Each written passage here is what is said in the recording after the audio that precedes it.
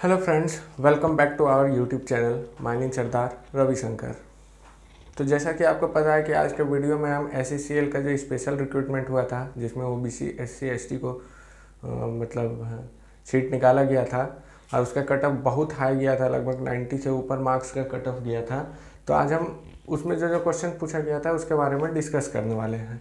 आप लोगों से एक रिक्वेस्ट है कि आप जो है पेन और कॉपी निकाल लीजिए, क्योंकि आपको कुछ नोट करने का भी ज़रूरत पड़ सकता है जो आपको इन फ्यूचर काम देगा। तो उम्मीद है अब आप कॉपी और पेन निकाल लिए होंगे। तो वीडियो को अब हम लोग शुरू करते हैं। जैसा कि हम आपको बता दें कि ये जो एग्ज़ाम हुआ था इसमें कट ऑफ बहुत हाई गया था। इसमें टेक्निकल नॉन टेक्निकल दोनों पेपर था। हालांकि नॉन टेक्निकल में मैथ और बहुत ज़्यादा हाई क्वालिटी का नॉन टेक्निकल नहीं पूछा गया था, लेकिन कंपनी से जुड़ा हुआ नॉन टेक्निकल क्वेश्चन अच्छा खासा था। उसके लिए आपको डीप नॉलेज कंपनी का रखना बहुत ज़रूरी हो गया था। तो चलिए फ्रेंड्स, शुरू करते हैं कि आखिर उसमें क्वेश्चन पूछा क्या क्या गया था। हम लोग स्टार्टिंग करेंगे पहले टेक्निकल से, मतलब माइनिंग के पेपर से। माइनिंग के पेपर पूरा कंप्लीट कर देने के बाद हम लोग जो है नॉन टेक्निकल पेपर पे भी जाएंगे। दूसरा चीज़ ये है कि इस सीरीज़ में जो हम ये सीरीज़ स्टार्ट की जिसमें हम लोग क्वेश्चन पेपर के बीच 2 घंटे का डिस्कशन करेंगे, तो इसमें हम आपको आंसर नहीं बताएंगे। इसमें आपको आंसर खुद से एनालिसिस करना है। हम आपको क्वेश्चन बताएंगे और उसी क्वेश्चन के टॉपिक से रिलेटेड और क्या क्या क्वेश्चन पूछा जा सकता है वो सब बताएंगे। तो इसलिए जो है आप कॉपी और पेन ज़रूर निकाल लीजिए।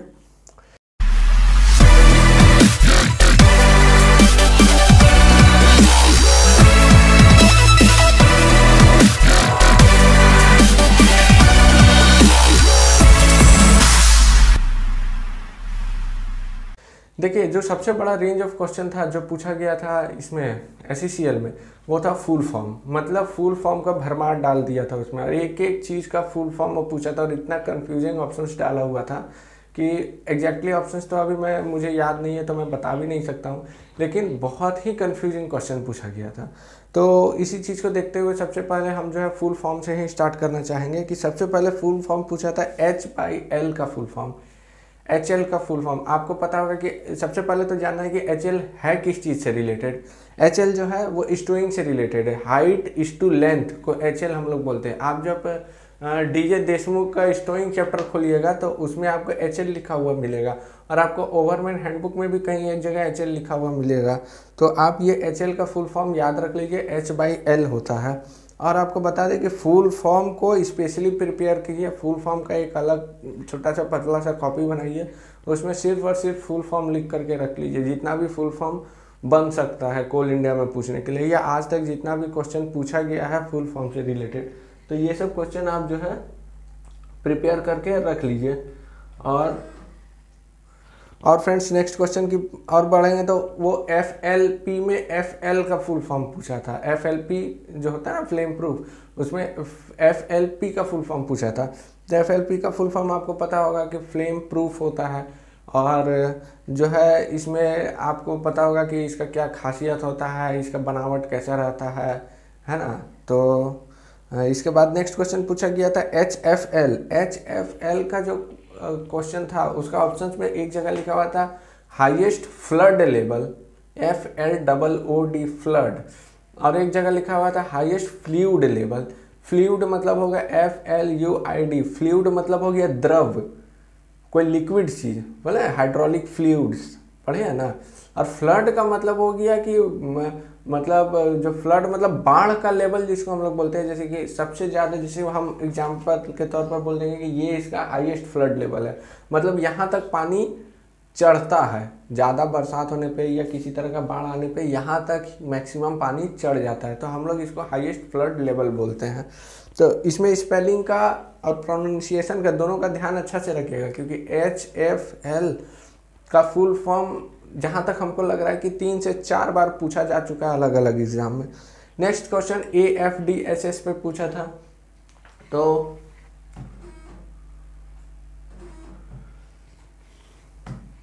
तो जैसा कि बता दें फ्रेंड्स कि AFDSS का फुल फॉर्म क्या होता है, इसके लिए मैं एक सेपरेट वीडियो ऑलरेडी बना चुका हूँ। आप मेरे जो वीडियोस के सेक्शन है वहाँ पे जाके AFDSS कैसे काम करता है, क्या क्या रहता है, क्या वर्क करता है, कहाँ पे लगा होता है, मतलब कहाँ पे लगा होता है तो हम लोग जान रहे हैं HEMM में लगा होता है, लेकिन HEMM में कहाँ पे लगा होता है, दिखता कैसा है, तो इस पर हम एक स्पेशल वीडियो ऑलरेडी बना चुके हैं, तो आप उसको जा करके देख सकते हैं।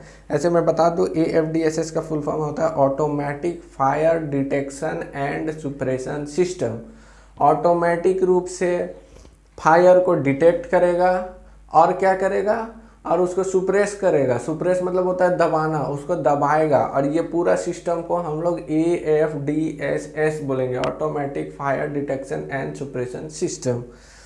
इसके बाद एक पूछा था ABS बाइक वाला नहीं, एंटी लॉक ब्रेकिंग सिस्टम एक बाइक में होता है जो दोनों चक्का को लॉक होने से रोक देता है, स्किड करने से बचा देता है बरसात का मौसम में, तो वो ABS नहीं पूछा था। ये एयर ब्लास्ट शेल्टर से रिलेटेड था। आपको पता होगा एयर ब्लास्ट शेल्टर आपका रेगुलेशन में भी मेंशन किया हुआ है इसका फुल फॉर्म, तो इसको आप याद रखिएगा। ABS का full form air blasting shelter या एयर ब्लास्टिंग स्टेशन या कुछ दे दे, तो ये सब चीज़ पे आपको ध्यान देना कि इसका एग्जैक्ट फुल फॉर्म क्या होता है।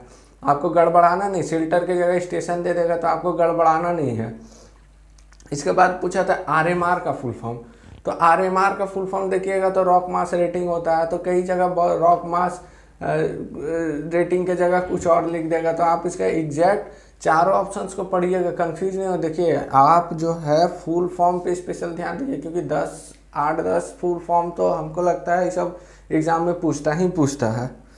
इसके बाद SOP सेफ ऑपरेशन प्रोसीड्यूर या स्टैंडर्ड ऑपरेशन प्रोसीड्यूर, ये ऑप्शंस जिस तरह से रहेगा उस तरह ऐसे ज़्यादातर आप सेफ ऑपरेशन प्रोसीड्यूर को ही इसका आंसर लेकर के चलिएगा, लेकिन बाय चांस अगर स्टैंडर्ड ऑपरेशन प्रोसीड्यूर दे दिया है तो उसको भी आप थोड़ा बहुत कंसीडर कर सकते हैं, लेकिन आपको 99.9% इसका आंसर सेफ ऑपरेशन प्रोसीड्यूर ही मान करके चलना है।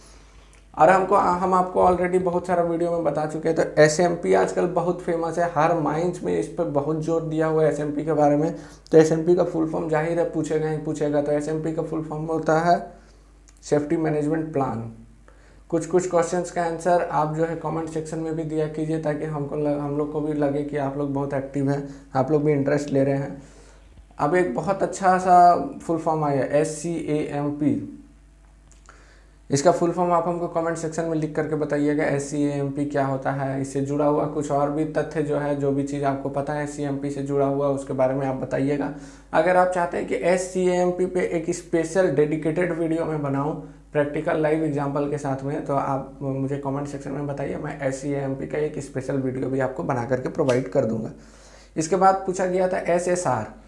तो देखिए SSR 2 टाइप का होता है, एक हो जाता है स्लोप स्टेबिलिटी रडार जो ओपन कास्ट में यूज होता है, और एक हो जाता है सिस्टमेटिक सपोर्टिंग रूल। तो अब देखिएगा सिस्टमेटिक सपोर्टिंग रूल को तो हम लोग नया रेगुलेशन के तहत SCAMP कर दिए हैं, starter control and monitoring plan. तो हमको जहाँ तक लगता है कि आपके क्वेश्चन में आपको SSR सिस्टमेटिक सपोर्टिंग रूल जो है शायद हो सकता है नहीं पूछे, SCAMP पे उन लोग ज़्यादा जोर देगा। चलिए अब हम लोग आ जाते हैं कि जो अब फुल फॉर्म के अलावा और जो क्वेश्चन पूछा हुआ था वो लोग पे आ जाते हैं। अब हम लोग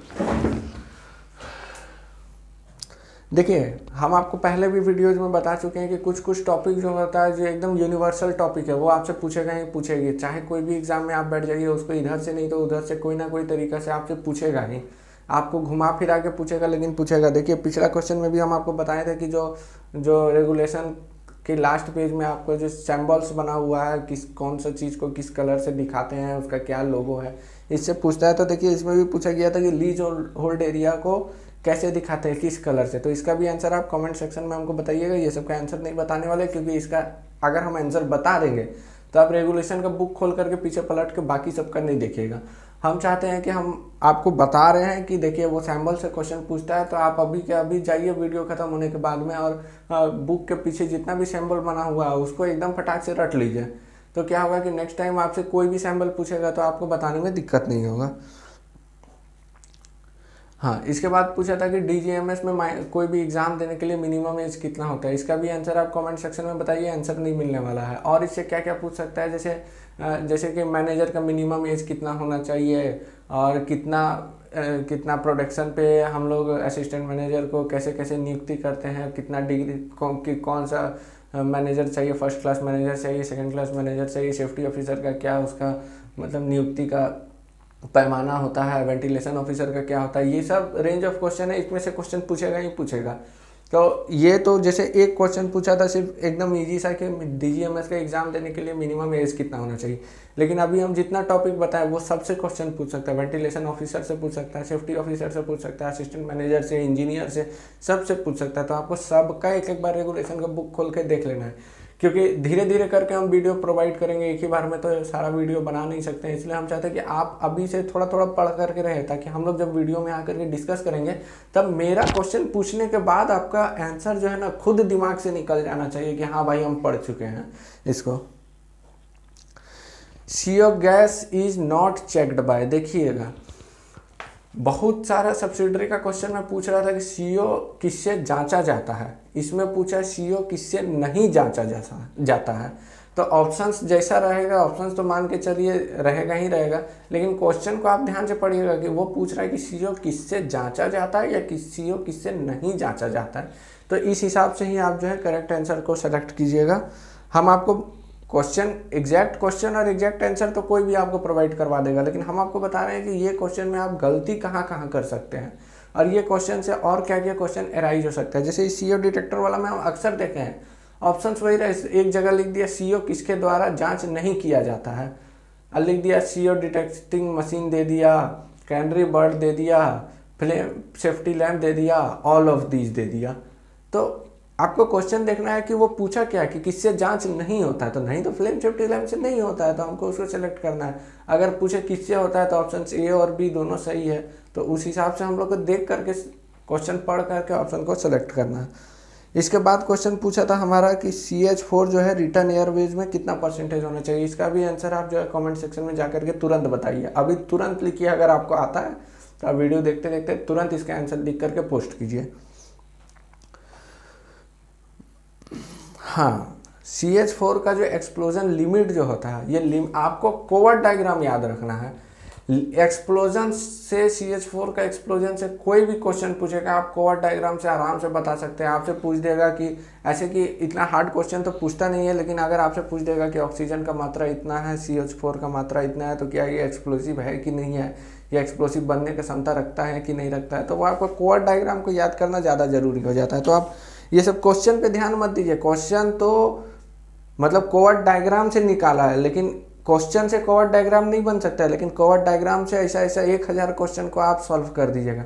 तो अपना मेन फोकस जो है वो कोवर्ट डायग्राम पे रखिएगा। तो आप कोवर्ट डायग्राम को एकदम वीडियो ख़त्म होने के बाद 2-3 बार और ध्यान से देखिए, और इसको अच्छा से हर कोऑर्डिनेट जो कोऑर्डिनेट बनता है, जब हर कोऑर्डिनेट को आप जा करके थोड़ा सा अच्छा से याद रखिए कि कितना से कितना के बीच में क्या क्या चीज़ होने का मतलब उसका रहता है, प्रॉपर्टीज़ है।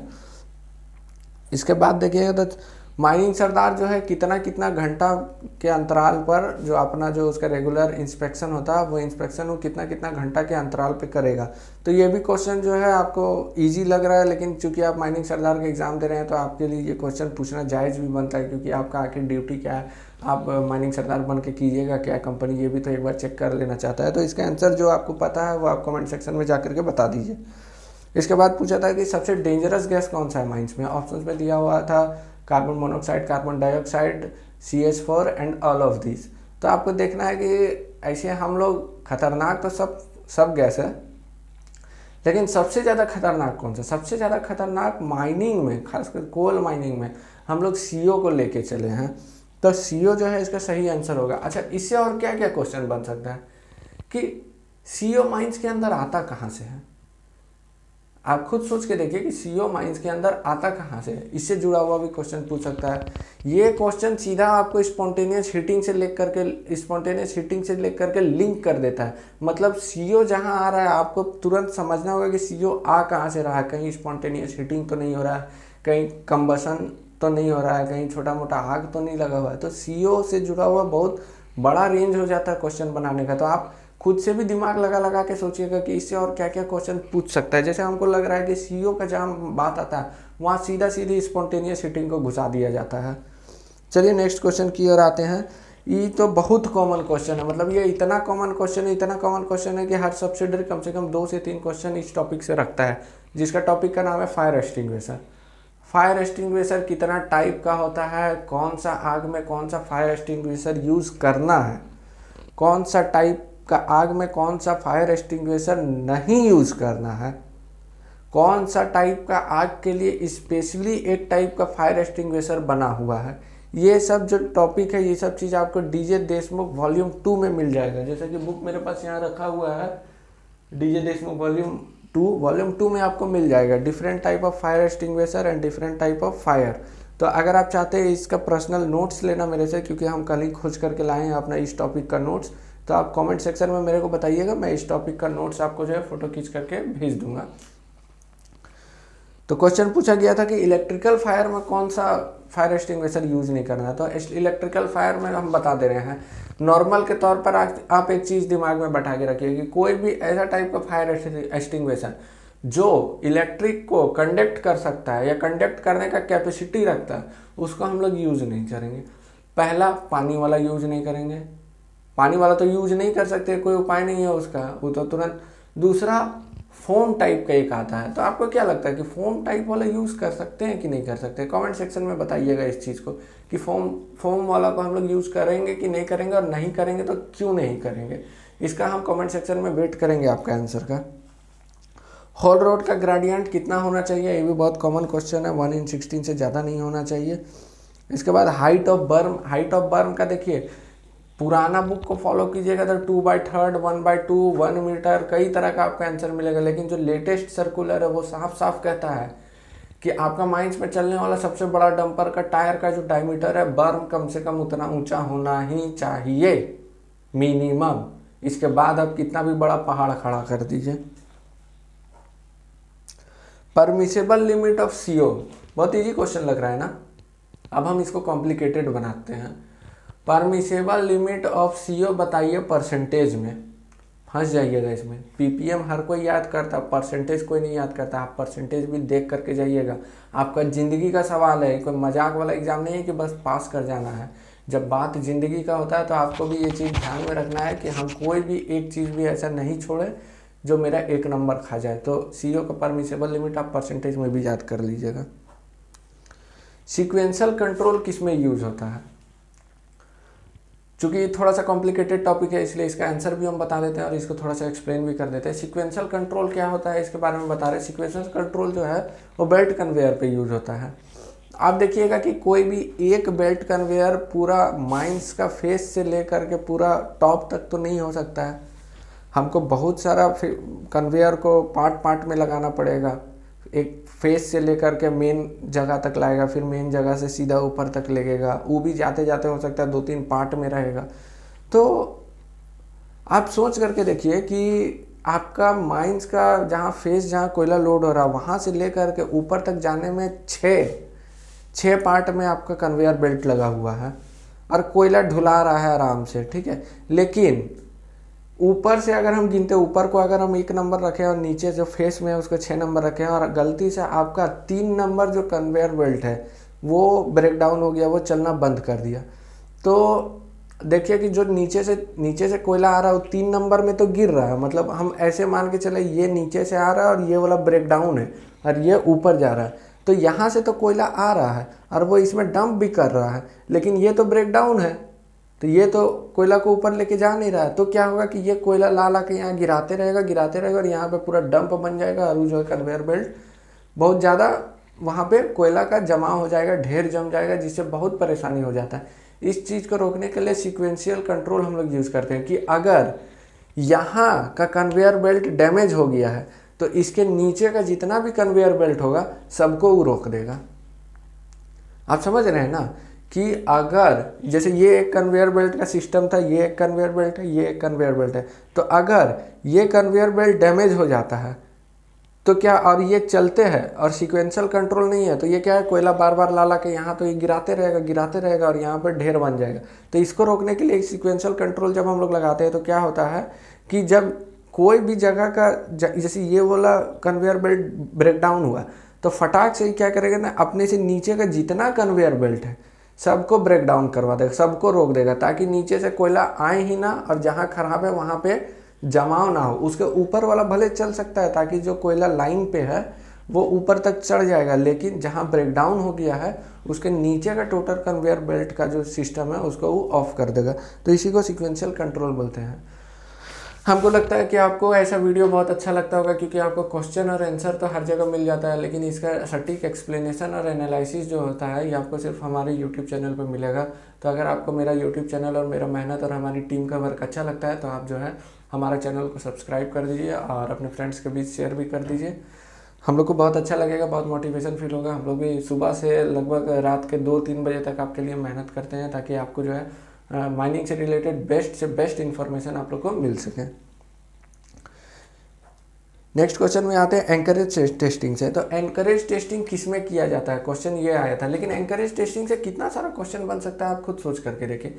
कितना % का एंकरेज टेस्टिंग करते हैं, रैंडमली सेलेक्ट करते हैं कि सीरियली सेलेक्ट करते हैं, या फिर मतलब डिस्ट्रक्टिव टेस्ट कितना % का करते हैं, कितना लोड उसको लेना चाहिए जब डिस्ट्रक्टिव टेस्ट करेंगे या एंकरेज टेस्टिंग करेंगे तो कितना लोड उसको मिनिमम लेना चाहिए, रेजिन्स वाला जो रहता है उसको कितना लेना चाहिए, सीमेंट कैप्सूल वाला जो रहता है उसको कितना लेना चाहिए। तो एंकरेज टेस्टिंग से बहुत बड़ा एक क्वेश्चन बन सकता है, इसको भी आप थोड़ा सा ध्यान दीजिएगा। Duties of mining sardar, mining sardar का ड्यूटी किस रेगुलेशन में है, क्वेश्चन ये पूछा था। लेकिन इसके साथ साथ एक और भी क्वेश्चन आगे जा करके पूछा था कि माइनिंग सरदार का ड्यूटी क्या क्या है ओपन कास्ट माइंस में। तो हमको लगता है आपको ये रेगुलेशन का माइनिंग सरदार, ओवरमैन और शॉर्ट फायर से रिलेटेड जितना भी ड्यूटीज़ है रेगुलेशन में उसको तो एकदम स्पेशली पढ़ लीजिएगा, उससे क्वेश्चन एराइज होता ही होता है। एक क्वेश्चन आया था फ्लेम सेफ्टी लैम्प से हम लोग क्या चीज़ जांच करते हैं।